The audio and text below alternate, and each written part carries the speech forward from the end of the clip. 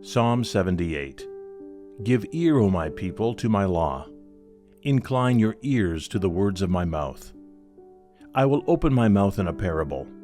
I will utter dark sayings of old, which we have heard and known, and our fathers have told us. We will not hide them from their children, telling to the generation to come the praises of the Lord, and his strength, and his wonderful works that he has done. For he established a testimony in Jacob, and appointed a law in Israel, which he commanded our fathers, that they should make them known to their children, that the generation to come might know them, the children who would be born, that they may arise and declare them to their children, that they may set their hope in God, and not forget the works of God, but keep his commandments, and may not be like their fathers, a stubborn and rebellious generation, a generation that did not set its heart aright, and whose spirit was not faithful to God. The children of Ephraim, being armed and carrying bows, turned back in the day of battle. They did not keep the covenant of God. They refused to walk in his law, and forgot his works, and his wonders that he had shown them. Marvelous things he did in the sight of their fathers, in the land of Egypt, in the field of Zoan. He divided the sea and caused them to pass through, and he made the waters stand up like a heap. In the daytime also he led them with the cloud, and all the night with a light of fire. He split the rocks in the wilderness, and gave them drink in abundance like the depths. He also brought streams out of the rock, and caused waters to run down like rivers.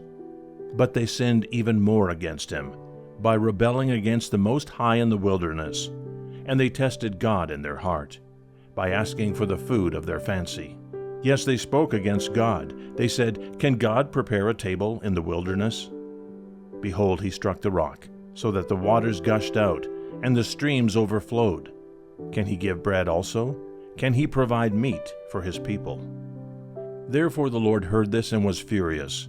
So a fire was kindled against Jacob, and anger also came up against Israel, because they did not believe in God, and did not trust in his salvation. Yet he had commanded the clouds above, and opened the doors of heaven, had rained down manna on them to eat, and given them of the bread of heaven.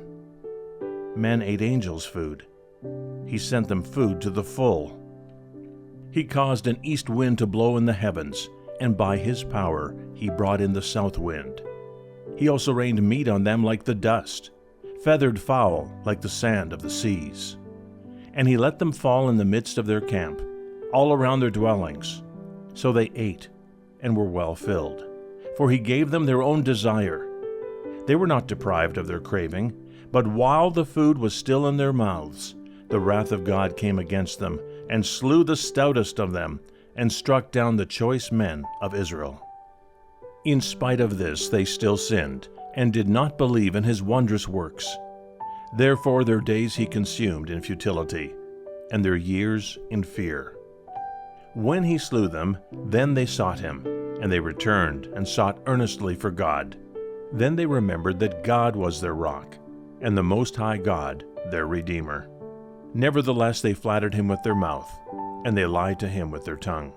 For their heart was not steadfast with him, nor were they faithful in his covenant. But he, being full of compassion, forgave their iniquity, and did not destroy them. Yes, many a time he turned his anger away, and did not stir up all his wrath. For he remembered that they were but flesh, a breath that passes away, and does not come again. How often they provoked him in the wilderness, and grieved him in the desert.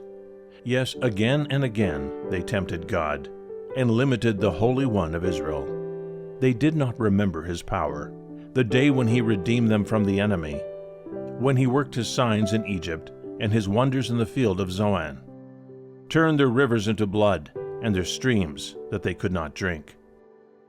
He sent swarms of flies among them, which devoured them, and frogs, which destroyed them. He also gave their crops to the caterpillar, and their labor to the locust. He destroyed their vines with hail, and their sycamore trees with frost. He also gave up their cattle to the hail, and their flocks to fiery lightning. He cast on them the fierceness of his anger, wrath, indignation, and trouble. by sending angels of destruction among them. He made a path for his anger. He did not spare their soul from death, but gave their life over to the plague, and destroyed all the firstborn in Egypt, the first of their strength in the tents of Ham. But he made his own people go forth like sheep, and guided them in the wilderness like a flock.